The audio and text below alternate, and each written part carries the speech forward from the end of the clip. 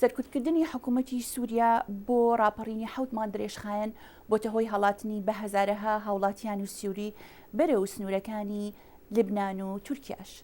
لەم دواییەدا یارمەتی خۆراک و کەرەسەی پزیشکی بەسەر سەدەهایان لە مزگەوتی بنوەلید لە باکووری لبنان دابەشکرا بوو. کارمەندانی فریاگوزاری لبنان لە مزگەوتی مەختوم نزیک سنووری سووریا یارمەتی بۆ پەنابەرانی سووریا دابەش دەکەن کە لە توند و تیژی هەڵاتون.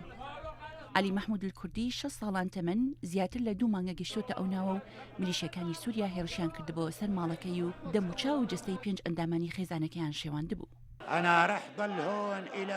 من لێرە دەمێنمەوە هەتا کوڕژێمەکە دەڕوخێت و گەر نەڕوخا ئەوە هەر لێرە خۆم دەکوژم. کۆمەڵەکانی مافەکانی مرۆڤ مەزەنە دەکەن زیا لە 2000 کەس لە وتەی ڕاپەڕینەکەەوە کوژرابن، زیا لە 3000 کەسی تریش دیار نەمابن کەچی حکوومەتی سووریا دەڵێت بەڕێنگاری تیرۆریستە چەکدارەکان بۆتەوە.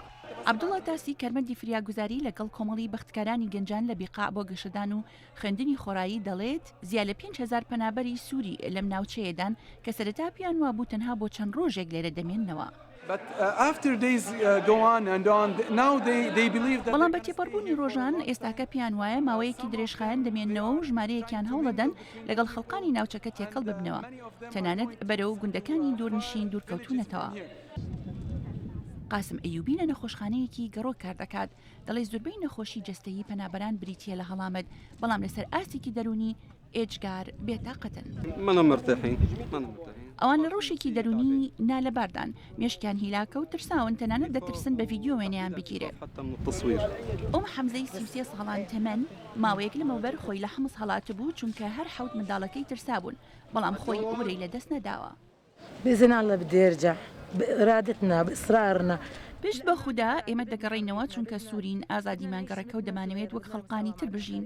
زۆر زوڵمان لێکراوە، گەر خۆمان خۆبەخت بکەین و لێشمان بمرێت هیچ کێشە نابێت.